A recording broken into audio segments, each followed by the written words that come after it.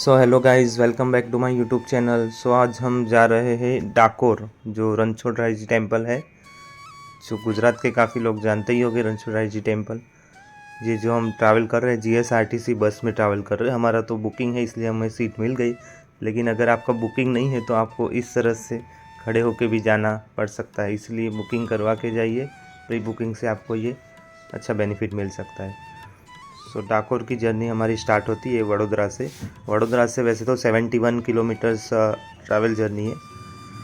जैसे आप देख रहे हो, मेरी फैमिली के साथ मैं ट्रैवल कर रहा हूँ, शारवील, खुशी एंड हिरल। तो बड़ोड़ा से हमने जर्नी स्टार्ट की है। बीच में महिसागर रिवर आती है, ये हमने ब्रिज क्रॉस कर लिया महिसागर का।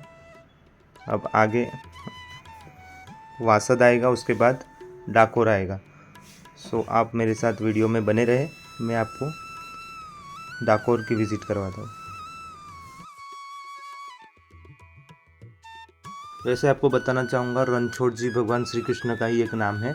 जैसे ये रणछोड़ नाम इसलिए पड़ा था कि जब जरासंध के साथ युद्ध हुआ था तो अपनी सेना को और जो लोगों को सुरक्षित रखने के लिए भगवान श्री कृष्ण ने रण छोड़कर दूसरी जगह पलायन किया था, तो इसीलिए रणछोड़ नाम पड़ा था। सो फाइनली हम मंदिर भवन पहुँच चुके हैं।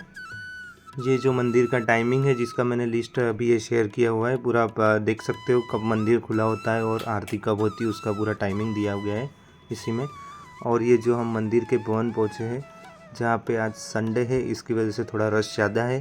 संडे की वजह से यहाँ पे पूर्णिमा में और भी ज़्यादा रश रहता है, और कुछ होता है जो फेस्टिवल्स, उसमें तो बहुत ही ज़्यादा रश होता है। सो आज भी वैसे ही रश है।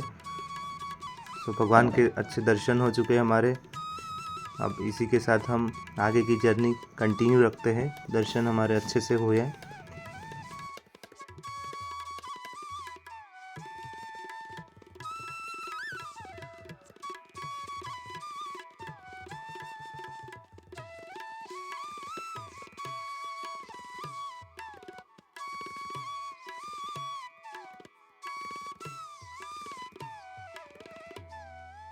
मंदिर से जुड़ी एक ऐतिहासिक कहानी है जो पुरानी, मैं आपको ये बताने जा रहा हूँ। कहा जाता है कि भगवान कृष्ण के एक महान भक्त थे, बोडाना जिनका नाम था। माना जाता है कि उनके पिछले जन्म में वह गोकुल में रहते थे, और विजयानंद नाम का एक चरवाहा था। एक दिन होली खेलने के लिए विजयानंद को छोड़कर बाकी सारे चरवाहा भगवान कृष्ण की पूजा करने होली के दिन गए। लेकिन उनकी पत्नी थी जो भगवान कृष्ण की भक्त थी, और वो पूजा करती थी। उनकी पत्नी जो भगवान कृष्ण की पूजा करती थी, लेकिन विजयानंद घमंडी थे और वह घर पर ही रहे। भगवान कृष्ण अपने मित्र के वेश में उनके घर आए और उन्हें होली की पूजा करने के लिए भेजा। वापस आकर उन्हें एहसास हुआ कि उनके मित्र कोई और नहीं बल्कि भगवान श्री कृष्ण थे। अगले दिन उन्होंने रंग की लड़ाई लड़ी, जिसमें रंग पंचमी मनाते, रंग की पंचमी मनाई, जिसमें भगवान कृष्ण हार गए और नदी में गिर गए थे। विजयानंद उनके पीछे गए, जहाँ भगवान कृष्ण ने अपना असली रूप प्रकट किया। विजयानंद ने क्षमा मांगी। भगवान कृष्ण ने उन पर दया की और उन्हें यह वरदान दिया कि देकर सात्वत्व दी कि जो 1200 वर्ष बाद कलयुग में जब गुजरात में विजयानंद बोडाना के रूप में एक कृष्ण त्रिय के घर में जन्म लेंगे, और उनकी वर्तमान पत्नी सुधा फिर से उनकी पत्नी होगी, जिनका नाम गंगाबाई होगा। जब वे उन्हें दर्शन देंगे और मोक्ष प्रदान करने के लिए उन्हें राहत देंगे। इस प्रकार जैसे कि किवंदती है डाकोर के राजपूत विजयानंद बोडाना भगवान कृष्ण के कट्टर भक्त बन गए। भक्त बोडाना चमत्कारिक भी थे। वे अपनी हथेली पर मिट्टी के बर्तन और तुलसी का पौधा उगाते थे, और हर 6 महीने में द्वारिका जाकर तुलसी के पत्तों के साथ भगवान कृष्ण की पूजा करते थे।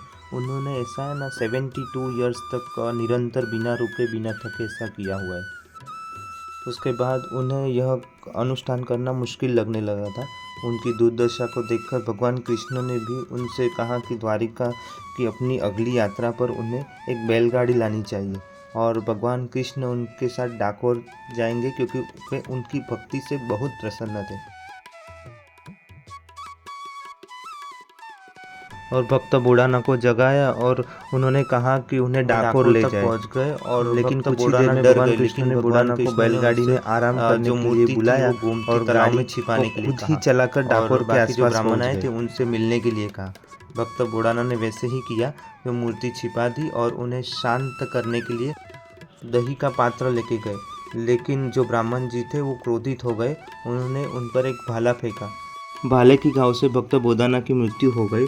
उसकी वजह से भक्त बोधाना को जो चोट पहुंची थी, वैसे ही भगवान श्री कृष्ण को भी चोट पहुंची और उसकी वजह से तालाब का सारा पानी लाल हो गया। ऐसा कहा जाता है कि आज भी गोमती तालाब की धरती में जहाँ पर मूर्ति रखी गई है वहाँ लाल रंग की है, जबकि टैंक का यानी लेक का बाकी का जो हिस्सा है वो भूरे रंग की मिट्टी का है।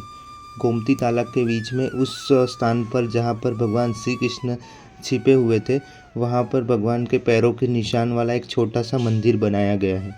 अंत में ब्राह्मण लोग भगवान श्री कृष्ण को द्वारिका वापस लौटने का अनुरोध करते हुए वह गोमती तालाब के किनारे भूख हड़ताल पर बैठ गए। तब अंत में समाधान के प्रत्यय भक्त बोधाना की पत्नी गंगूबाई को मूर्ति के बराबर का सोना देने के लिए कहा, लेकिन वो ये करने के लिए असमर्थ थी। तो उन्होंने उनके पास जो नथनी थी वो मूर्ति के बराबर तोले में रख दी, तो उसके वजन भर के मूर्ति हल्की हो गई। सो उसकी वजह से ये समाधान हो गया कि मूर्ति अब यही रहेगी। द्वारिका की जो मूल मूर्ति है वो डाकोर में है, इसलिए कहा जाता है जब हम द्वारिका जाते हैं दर्शन करने भगवान कृष्ण के, तब डाकोर भी जाना जरूरी है। उसके बाद श्री गोपाल जगन्नाथ तांबेकर जी ने पेशवा और गायकवाड़ों से संपर्क किया और मंदिर बनाने के लिए अनुरोध किया था। तब 1769 में बड़ौदा के गायकवाड़ और पुणे के पेशवा, उन्होंने जो कंजरी गांव और नडियाद तालुका का जो कंजरी गांव है और डाकोर, ये दोनों पूरे गांव को श्री गोपाल जगन्नाथ तांबेकर जी को सेवा के लिए इनाम के रूप में दिया था। इन दोनों गांवों को डाकोर संस्थान से जाना जाता है और उनमें जो भी गांव की आय आती थी वह मंदिर कार्य में यूज़ होती थी। तब पे मैं मेरे ब्लॉग को एंड करता हूँ। ऐसे ही हमारे चैनल के साथ बने रहे और हमारी वीडियो को लाइक करें, सब्सक्राइब करें और बेल आइकन का बटन प्रेस करें और ढेर सारा प्यार दें।